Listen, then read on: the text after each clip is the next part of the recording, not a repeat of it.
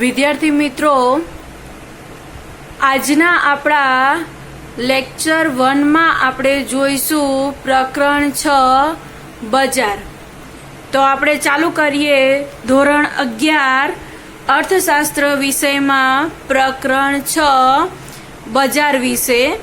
તો બજાર વિશે જાણતા પહેલા આપણે તેની પ્રસ્તાવના જોઈ લઈએ. પ્રકરણ 6 માં આપણે બજાર વિશે સમજીશું.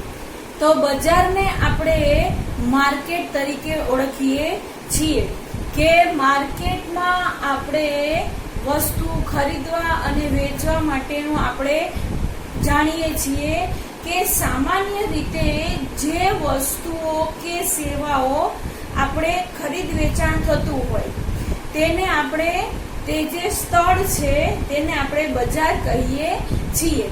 આપણો બજાર વિશેનો જે ખ્યાલ છે તે ભૌગોલિક વિસ્તાર પૂરતો મર્યાદિત છે. ભૌગોલિક વિસ્તાર એટલે આ વિસ્તારમાં આટલી વસ્તુ મળે છે તો તે આપણા માટે બજાર કહેવાય.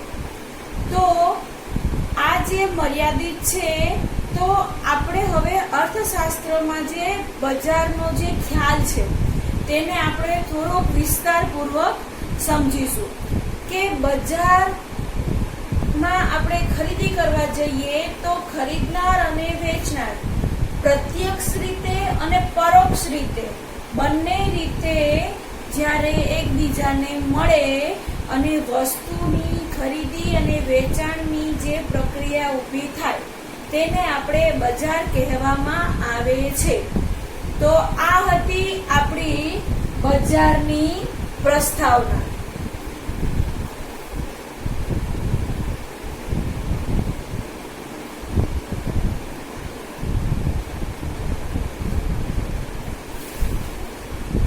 ત્યારબાદ આપણે જોઈશું બજારનો અર્થ.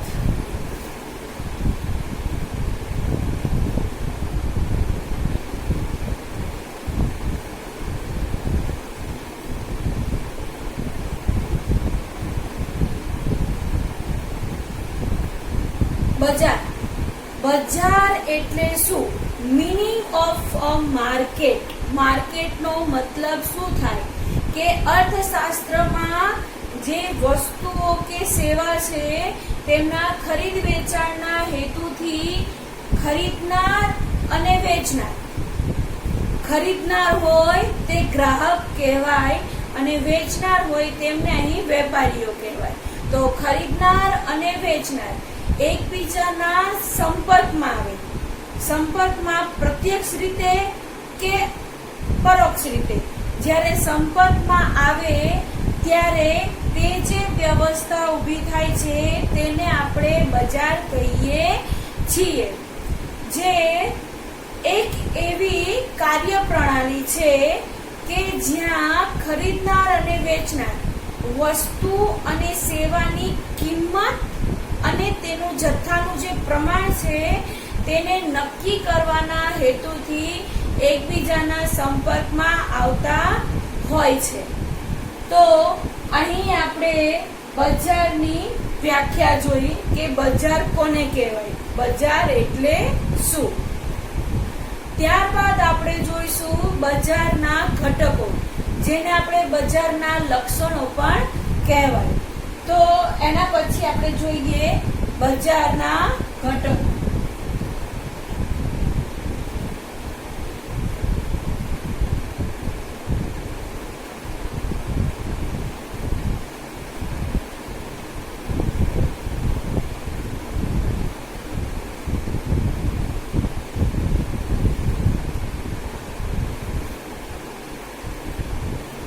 તો અહીં બજારના જે ઘટકો છે ટોટલ આપણને 5 જોવા મળે છે. તો 5 આપણે પહેલા ક્રમબદ્ધ જોઈ લઈએ કે બજારનું જે વિશિષ્ટ લક્ષણો છે. તો બજાર એક એવું અગત્યની જે સ્થળ છે તો એની વિશિષ્ટ આપણને લક્ષણો બજાર ધરાવે છે. તો બજારના લક્ષણો આપણે કે એના ઘટકો જોઈએ. એમાં પહેલું ઘટક છે આપણું ખરીદનારા અને વેચનારા.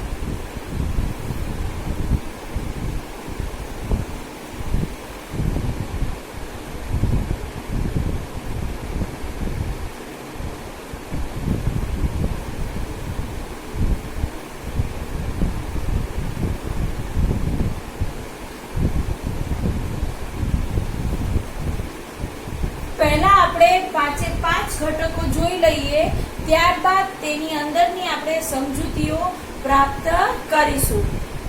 ખરીદનારા અને વેચનારા બજારમાં જે લક્ષણો છે તેમાં હવે આપણે જોઈએ બીજું લક્ષણ, વસ્તુઓ કે સેવાઓ.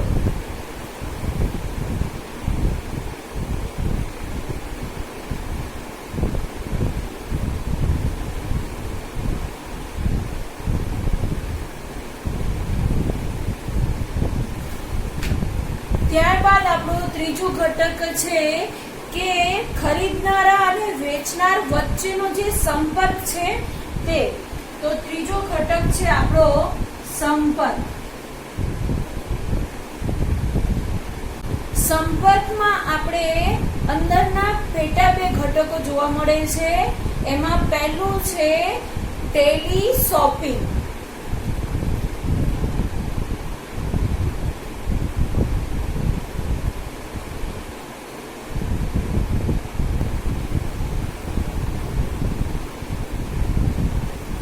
અને બીજો ઘટક છે ઓનલાઈન શોપિંગ.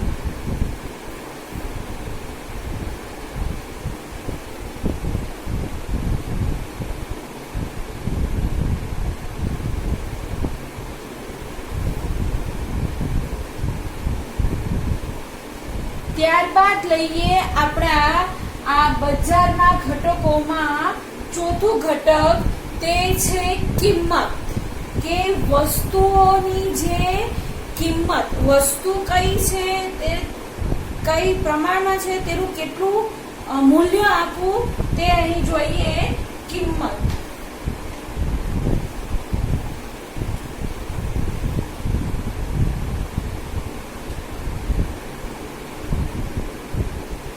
અને આપણું છેલ્લું પાંચમું ઘટક છે કે બજારની જે સ્થિતિ છે તે અંગેની જાણકારી.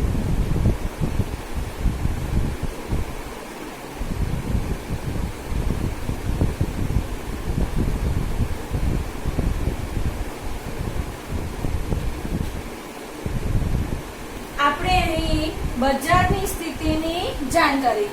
તો બજારના જે ઘટકો છે તેની આપણે જોયું કે ખરીદનારા વેચનારા વસ્તુઓ સેવાઓ સંપર્ક. તો સંપર્ક બે રીતે કરે છે, ટેલી શોપિંગ, ઓનલાઈન શોપિંગ, કિંમત અને બજારની સ્થિતિની જાણકારી. તો હવે આ 5 લક્ષણોને આપણે વિસ્તૃતમાં સમજીશું. એમાં પહેલું લક્ષણ છે આપણું ખરીદનારા અને વેચનારા. ખરીદનારાને આપણે ગ્રાહક કહીએ છીએ અને જે વેચનારા હોય છે તેને આપણે વેપારીઓ કહીએ છીએ. તો બજારમાં વસ્તુ કે જે સેવા ખરીદનારા અને જે વેચનારા જે છે તે હોવા ફરજિયાત છે. જો આ બંને વ્યક્તિ હોય તો જ બજારનું ઉદ્ભવ થાય છે. તેઓ દ્વારા જ પોતાના અંગત હેતુસર જે વિનિમય કરવામાં આવે છે અને ખરીદ અને વેચાણની પ્રક્રિયા ઊભી થાય છે, તો આ પ્રક્રિયાને આપણે ખરીદ વેચાણની પ્રક્રિયા કહેવાય છે. અહીં જે વેચનારાઓ છે તે પોતાનો જે નફો છે તે વધુ ને વધુ કરવાનો ઉદ્દેશ્ય રાખતા હોય છે કે વેચનારાને પોતાને કેટલો નફો વધુ ને વધુ મળે. વસ્તુનું વેચાણ કરવાથી તેમને મહત્તમ નફો પ્રાપ્ત થાય.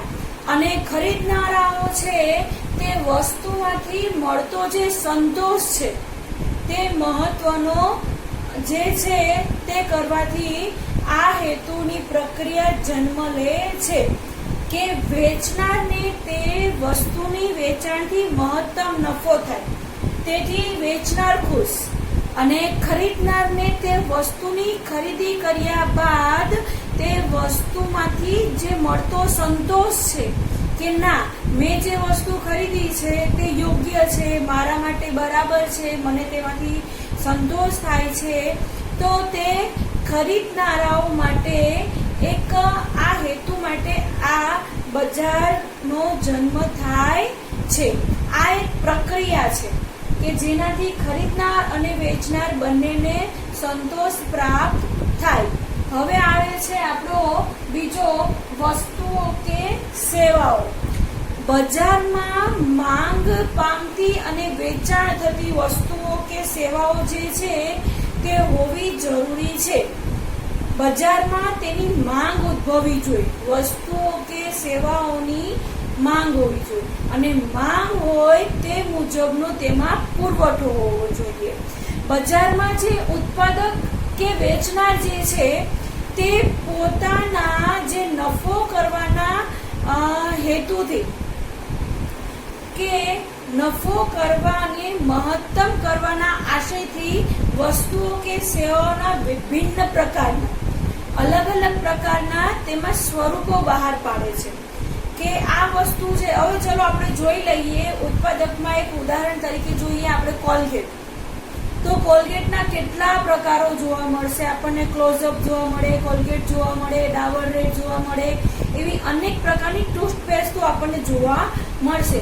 તો આ જે વસ્તુઓ અને જે સેવાઓ છે તેમાં અનેક વિભિન્ન પ્રકારના આપણને સ્વરૂપો જોવા મળશે અને તેવી જ રીતે વેચનારો તેમાંથી મહત્તમ નફો પ્રાપ્ત કરે છે. તે વસ્તુઓ અને સેવાઓ પ્રતિ ખરીદનારાને આકર્ષવાનો પ્રયત્ન કરશે કે આ વસ્તુ બેસ્ટ છે, આ વસ્તુ ખરીદો તો તમારે આટલો ફાયદો થશે, આટલો આ ખરીદો તો તમને સંતોષ પ્રાપ્ત થશે. એવા આકર્ષવાના અનેક પ્રયાસો કરવામાં આવે છે. જ્યારે ખરીદનાર હોય છે તે વસ્તુઓ અને સેવાઓના ઉપભોગમાંથી કે ઉપભોગ એટલે તેમના જે વપરાશમાંથી પોતાને સંતોષ કે ના મને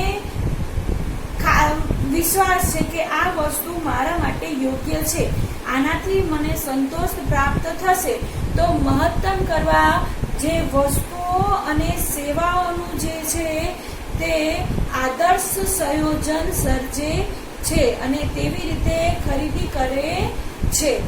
તો આવી રીતે વસ્તુઓ અને સેવાઓનું બજારમાં તે પ્રમાણનો પુરવઠો જથ્થો હોવો જોઈએ અને તે મુજબ વેપારીઓ તેને આકર્ષવા માટેના અનેક પ્રયત્નો કરતા હોય છે. ત્યારબાદ આપણો ત્રીજો પોઈન્ટ છે સંપર્ક. કે બજારમાં વસ્તુઓ કે જે સેવા છે તે ખરીદનાર અને જે વેચનાર છે એક અથવા બીજા પ્રકારે એકબીજાના સંપર્કમાં આવતા હોય છે કે આ સંપર્ક એમનો પ્રત્યક્ષ પણ હોઈ શકે અને પરોક્ષ પણ હોઈ શકે છે. વર્તમાન સમયમાં ખરીદનાર અને જે વેચનાર છે એકબીજાના રૂબરૂ સંપર્કમાં આવે છે અથવા તો બીજી કોઈ પણ રીતે સંપર્કમાં આવે છે. રૂબરૂ સંપર્કમાં આવે એટલે કે આપણા ઘરેથી આપણે બજારમાં જઈએ, માર્કેટમાં જઈને ત્યાંથી દુકાન કે શોપમાંથી આપણે આપણી જોઈતી વસ્તુ ખરીદી કરીએ અને તેમને રોકડ પૈસા આપી દઈએ. તો આ હતું રૂબરૂ સંપર્ક.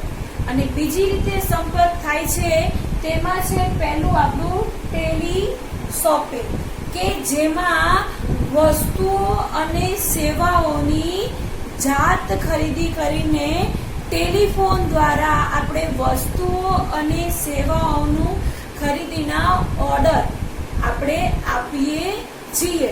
કે દુકાન હોય આપણને એનો નંબર ખબર હોય તો ટેલી શોપિંગ ફોનથી આપણે કહી દઈએ કે અમારે આટલી વસ્તુની જરૂર છે, તમે આટલી વસ્તુ અમને પહોંચાડી દેજો. તો આ એક ટેલી શોપિંગ થયું. તો આ એક ટેલી શોપિંગ દ્વારા હવે બીજો પોઈન્ટ છે આપણો ઓનલાઈન શોપિંગ કે જેમાં તેઓ ઇન્ટરનેટના માધ્યમથી જે તે વસ્તુઓની ખરીદી કે જે વસ્તુઓ છે કે જે સેવાઓ છે તેને વેચવાની વેબસાઇટ પર જઈને વસ્તુઓ કે સેવાઓની પસંદગી કરે છે અને પસંદગી થયા બાદ તે મુજબની વસ્તુ કે સેવાઓના ખરીદીના તે ઓર્ડર આપે છે.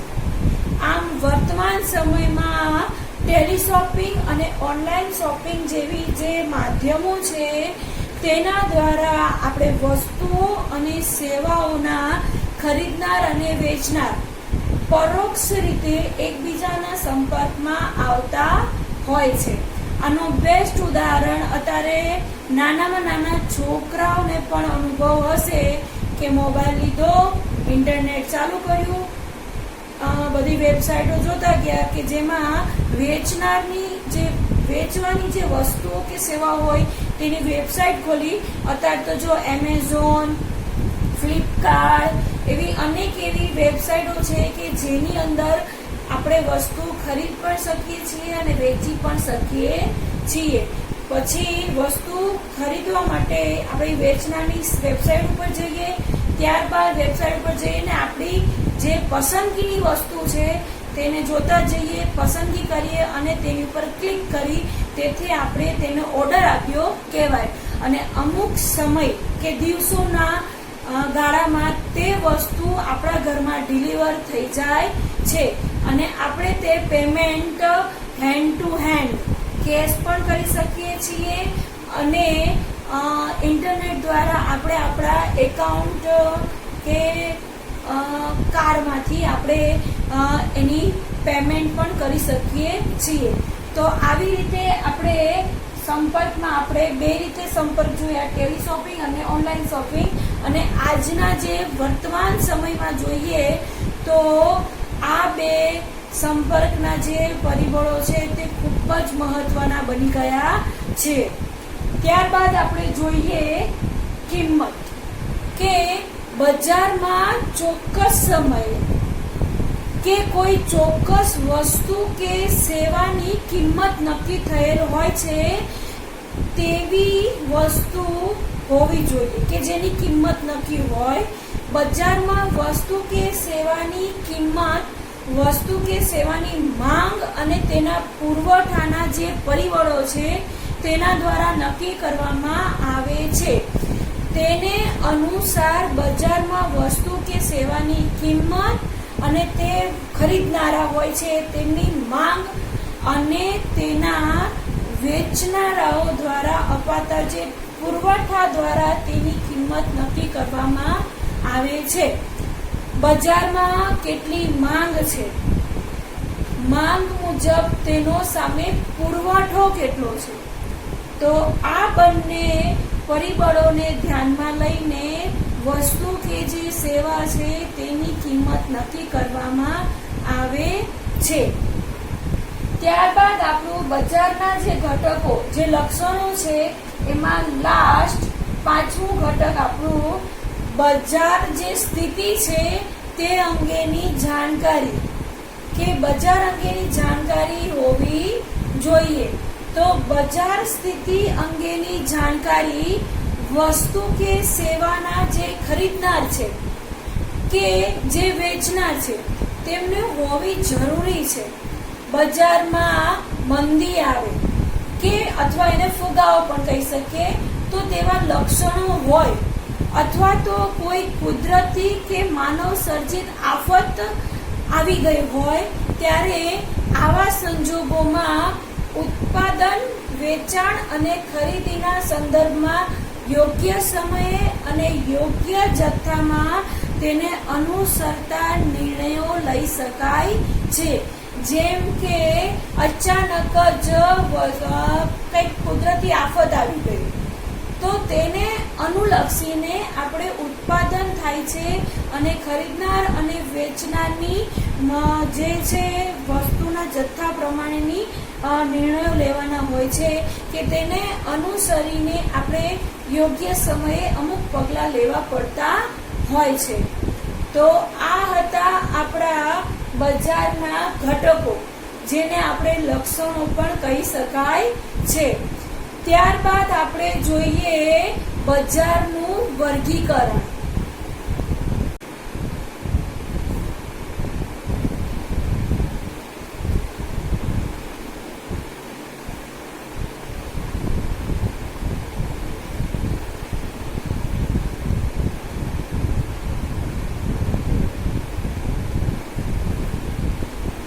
બજારનું વર્ગીકરણ આપણે કરીએ તો તેને આપણે 3 વિભાગમાં ભાગ પાડવામાં આવે છે. પહેલું છે સ્થાનના આધારે બજાર કે સ્થાન આધારિત બજાર. ત્યારબાદ બીજું છે જથ્થા આધારિત બજાર અને ત્રીજું છે હરીફાઈના આધારિત બજાર.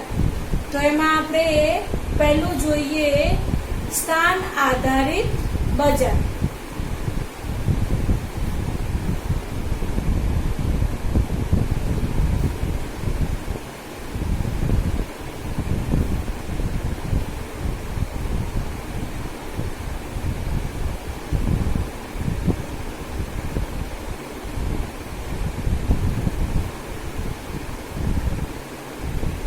અર્થશાસ્ત્રીઓ બજારમાં વર્ગીકરણ જુદા જુદા સંપર્કોના આધારે કરતા હોય છે. તે અનુસાર આપણે સ્થાન આધારિત બજાર, સમય આધારિત બજાર, વસ્તુના સ્વરૂપ આધારિત બજાર, વસ્તુના જે જથ્થા છે તેને આધારિત બજાર, નિયંત્રિત આધારિત બજાર, હરીફાઈ આધારિત બજાર વગેરે જેવા અનેક પ્રકારના વિભિન્ન બજારો આપણે સમજીએ છીએ.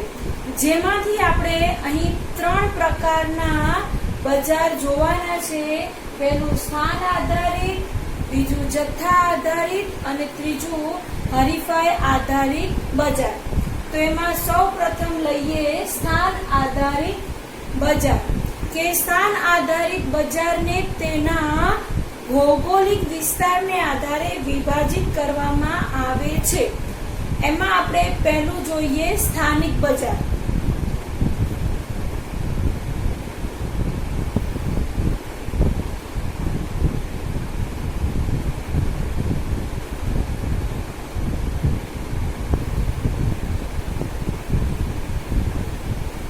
બીજું છે પ્રાદેશિક બજાર.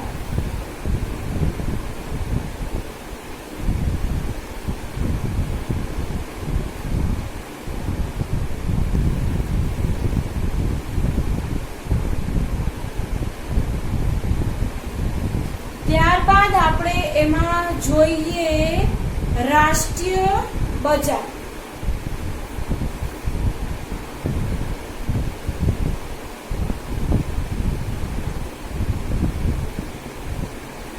અને આપણું ચોથું છે આંતરરાષ્ટ્રીય બજાર.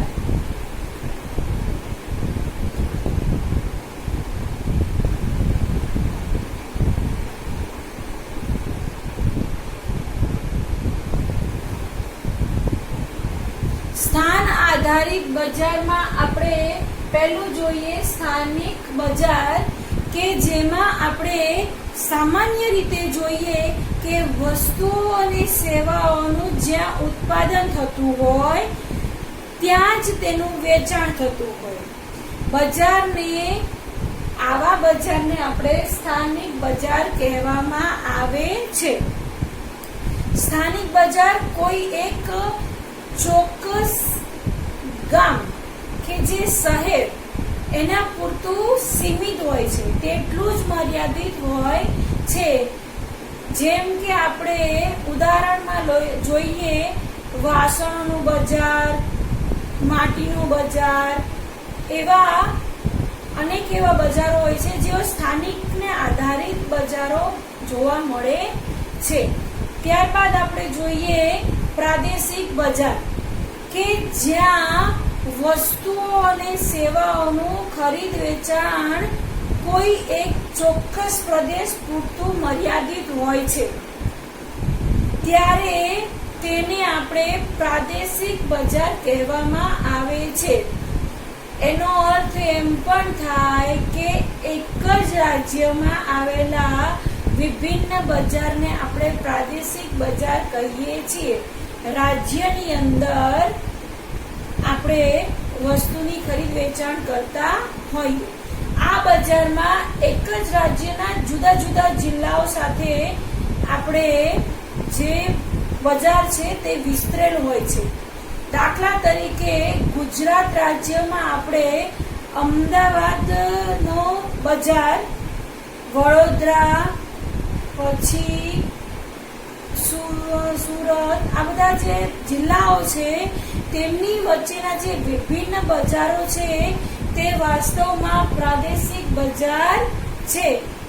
જેમ કે આપણે જોઈએ દાખલા તરીકે જે ઘારી છે, પ્રાદેશિક ભાષાના જે ચલચિત્રો છે કે જે પ્રાદેશિક ભાષાના જે પુસ્તકો છે તે આપણે રાજ્ય પૂરતા જ મર્યાદિત હોય છે. ત્યારબાદ આપણો ત્રીજો પોઈન્ટ લઈએ, રાષ્ટ્રીય બજાર, કે જ્યારે વસ્તુઓ અને સેવાઓનું સમગ્ર રાષ્ટ્રમાં આપણે ખરીદ વેચાણની પ્રક્રિયા થતી હોય ત્યારે તેવા બજારને આપણે કે જે કદ છે તે કદને આપણે રાષ્ટ્રીય બજાર કહેવામાં આવે છે. આ બજાર આપણા દેશમાં જે વિવિધ રાજ્યો છે તેમના વચ્ચેની આ એક પ્રક્રિયા થતી હોય છે. દાખલા તરીકે ડેરી પ્રોડક્ટ, સાડીનું બજાર, હિન્દી ભાષાની જે નવલકથાઓ છે તે વગેરે, તો આ આપણા રાષ્ટ્રીય બજારમાં સમાવેશ થાય છે. ત્યારબાદ આપણે સ્થાન આધારિત બજારમાં છેલ્લું આપણું ચોથું છે આંતરરાષ્ટ્રીય બજાર, કે આંતરરાષ્ટ્રીય બજારને આપણે વૈશ્વિક બજાર પણ કહેવામાં આવે છે, કે વિશ્વના અનેક દેશો એકબીજા સાથે ખરીદ વેચાણની પ્રક્રિયાઓ કરતા હોય, કે આ બજાર વિશ્વના વિવિધ દેશોના બજારો સુધી વિસ્તૃત હોય છે. આ બજારમાં થતા જે ખરીદ વેચાણ છે તેને આપણે આયાત નિકાસના શબ્દો દ્વારા ઓળખવામાં આવે છે. જેમ કે મોબાઈલ, આપણે મોટા ભાગના જાણીએ છીએ કે મોબાઈલ ચાઇનાની દેન છે. રમકડા જે ચાઇનાથી મેડ ઇન ચાઇના હોય છે. પછી આપણે કાર્સ જે વિદેશમાં એની બનાવટ થઈ હોય તે આપણે આયાત કરીએ છીએ. આપણા સૂતરાઓ કાપડ આપણા દેશમાંથી નિકાસ થાય છે. તો આવી રીતે આપણે આયાત અને નિકાસની પ્રક્રિયા કરતા હોઈએ છીએ, તેને આપણે આંતરરાષ્ટ્રીય બજાર કહેવામાં આવે છે. બજારોનું આ જે વર્ગીકરણ છે તે ભૌગોલિક રીતે જે ચુસ્ત કે જળ રહેતું નથી, કારણ કે વૈજ્ઞાનિક શોધખોળો, વાહન વ્યવહાર અને સંદેશા વ્યવહારની અહીં જે સગવડતાઓ છે, કે જે કોલ્ડ સ્ટોરેજ કે ફ્રીજની જે સગવડતાઓ છે તેને કારણે બજારોના વર્ગીકરણમાં અનેક એવા ફેરફારો લાવવામાં આવ્યા છે, કે એકની એક વસ્તુ આપણે પ્રાદેશિક બજારમાં પણ હોઈ શકે તેવી વસ્તુઓ આપણે રાષ્ટ્રીય બજારમાં પણ હોઈ શકે છે. તો આ હતું આપણું સ્થાનિક આધારિત બજાર. ત્યારબાદ આપણે જોઈએ બીજો પોઈન્ટ, જથ્થા આધારિત બજાર.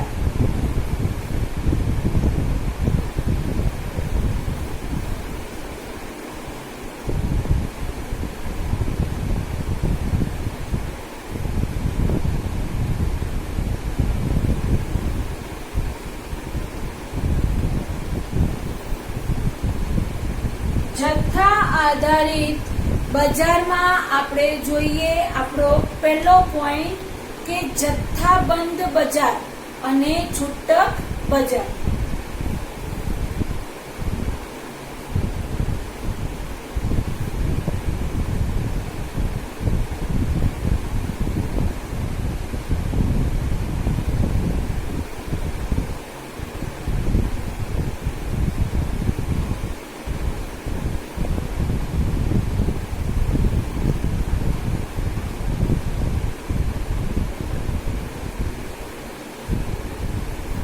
જથ્થાબંધ આધારિત બજારમાં આપણે જથ્થા આધારિત જે એમાં બે મુખ્ય પ્રકારના બજારોનો સમાવેશ થાય છે, એમાં પહેલું છે જથ્થાબંધ બજાર અને છૂટક બજાર. જથ્થાબંધ બજાર એ એક એવું બજાર છે કે જ્યાં મોટા જથ્થામાં વસ્તુઓનું ખરીદ વેચાણ થતું હોય છે. જથ્થાબંધ બજારમાં જે જથ્થાબંધ વેપારીઓ છે તે ઉત્પાદક પાસેથી મોટા જથ્થામાં વસ્તુઓની ખરીદી કરીને છૂટા બજારના જે વેપારીઓ હોય છે તેમને વેચે છે. આમ આ બજારમાં છૂટક વેચાણ કરતા જે આ નાના નાના વેપારીઓને ખરીદનારાઓ બને છે. આમ જથ્થાબંધ બજારનો વેપારી ઉત્પાદક અને ગ્રાહક, એક બાજુ ઉત્પાદક છે અને એક બાજુ ગ્રાહક છે, તેમને મહત્વની જોડતી કડી છે કે ઉત્પાદક પાસેથી જથ્થાબંધ વસ્તુનો માલ ખરીદી અને તે જ વસ્તુ છૂટક વેપારીઓને છૂટક વેચે છે. તો જથ્થાબંધ વેપારીઓ જે છે તે જથ્થાબંધ બજારમાં ઉત્પાદક અને ગ્રાહક વચ્ચેની મહત્વની જોડતી કડી છે. છૂટક બજાર. ત્યારબાદ આપણે બીજો પોઈન્ટ લઈએ, છૂટક બજાર. કે છૂટક બજારમાં વસ્તુઓનું ખરીદ વેચાણ નાના પાયે એટલે કે નાના જથ્થામાં થતું હોય છે. આમ છૂટક બજારના જે વેપારીઓ છે તે પણ બજારની એક મહત્વની કડી માનવામાં આવે છે કે છૂટક વેપારીઓ છે તે જથ્થાબંધ વેપારીઓ અને ગ્રાહકો વચ્ચેનું એક જોડતી કડી છે. તે ગ્રાહકો સુધી વસ્તુ પહોંચાડે છે. છૂટક બજારના વેપારીઓ જથ્થાબંધ બજારમાંથી વસ્તુઓ જે મોટા જથ્થામાં ખરીદી નાના નાના જથ્થામાં છૂટક રીતે ગ્રાહક વર્ગને, કે આપણે જેને ગ્રાહકોને કહીએ ઉપભોક્તા, ને વેચે છે. આમ છૂટક બજારમાં વેપારીઓ વસ્તુઓનું પુનઃ વેચાણ કરે છે. એક વખત તો વેચાણ કર્યું જથ્થાબંધ વેપારીએ છૂટક વેપારીને, હવે છૂટક વેપારી ગ્રાહકને વેચાણ કરશે, એને આપણે પુનઃ વેચાણ કર્યું કહેવાય. અને જે ગ્રાહકોને તેમની જરૂરિયાત અનુસાર વસ્તુઓ અને સેવાઓ પહોંચાડે છે. છૂટક બજારમાં છૂટક વેપારીઓ ને ગ્રાહકનો સીધો સંપર્ક થાય છે. ગ્રાહકો સાથેની તેમની વાતચીતના આધારે ગ્રાહકોની રુચિ, પસંદગી, તેમની માંગ, અનેક એવા પરિબળો તે છૂટક વેપારીઓ જાણી શકે છે. તો તેમની જે જરૂરિયાત છે તેમને અનુલક્ષીને તેઓ વસ્તુઓ અને સેવાઓ છૂટક વેપારીઓ ગ્રાહકો સુધી પહોંચાડે છે. ત્યારબાદ આપણે લઈએ આપણો સ્થાન આધારિત બજારમાં છેલ્લો આપણો ત્રીજો પોઈન્ટ, હરીફાઈ આધારિત બજાર.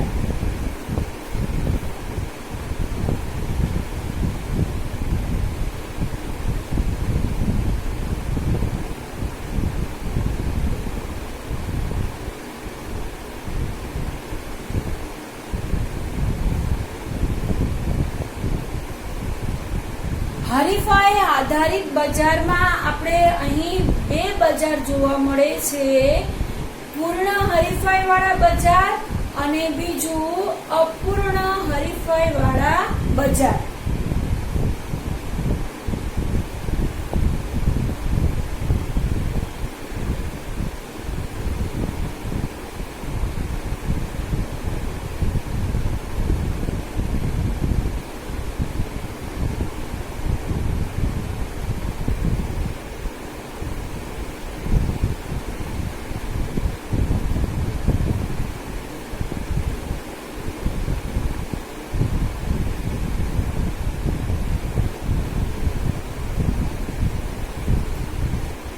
હરીફાઈ આધારિત બજારમાં આપણે આ બંને પોઈન્ટ જે છે પૂર્ણ હરીફાઈ અને અપૂર્ણ હરીફાઈ તે આપણે આગળના જે પ્રકરણમાં આપણે આવક અને ખર્ચના જે ખ્યાલો છે તેમાં આપણે છેલ્લા બીજા લેક્ચરમાં આપણે જોયું કે પૂર્ણ હરીફાઈ કોને કહેવાય અને અપૂર્ણ હરીફાઈ કોને કહેવાય. તો હવે આપણે આજના આપણા બજારને અનુલક્ષીને આપણે હરીફાઈ આધારિત બજાર વિશે સમજૂતી લઈએ. એમાં સામાન્ય રીતે હરીફાઈ આધારિત જે બજાર છે તેમાં ખરીદનાર અને વેચનારની સંખ્યા કે તેના પ્રમાણના આધારે વર્ગીકૃત કરવામાં આવે છે કે જેમાં મુખ્યત્વે જે વેચનાર છે વેચનારનું બજાર અગત્ય ધરાવે છે. તેમાં પૂર્ણ હરીફાઈ, ઇજારો, ઇજારાયુક્ત હરીફાઈ અને અલ્પ હસ્તક ઇજારો જેવા પ્રકારો આપણે જોવા મળે છે. તો હરીફાઈના આધારે બજારમાં બે વિભાગો પાડવામાં આવે છે, પૂર્ણ હરીફાઈ વાળા બજાર અને અપૂર્ણ હરીફાઈ વાળા બજાર. તો અપૂર્ણ હરીફાઈમાં ઇજારો, ઇજારાયુક્ત હરીફાઈ, અલ્પ હસ્તક ઇજારો. તો આ હતા આપણા બજારનું વર્ગીકરણ. તો આપણા આ લેક્ચર 1 માં આપણે જોયું પહેલા તો બજારની પ્રસ્તાવના, ત્યારબાદ બજારનો અર્થ, ત્યારબાદ આપણે જોયા બજારના ઘટકો જેને આપણે લક્ષણો કીધા. 5 પોઈન્ટ જોયા બાદ આપણે બજારનું વર્ગીકરણ કર્યું. એમાં સ્થાન આધારિત, જથ્થા આધારિત અને હરીફાઈના આધારિત બજાર જોયા. ત્યારબાદ હવે આપણે બીજા લેક્ચરમાં હરીફાઈને અનુલક્ષીને આગળ આપણે સમજૂતી મેળવીશું.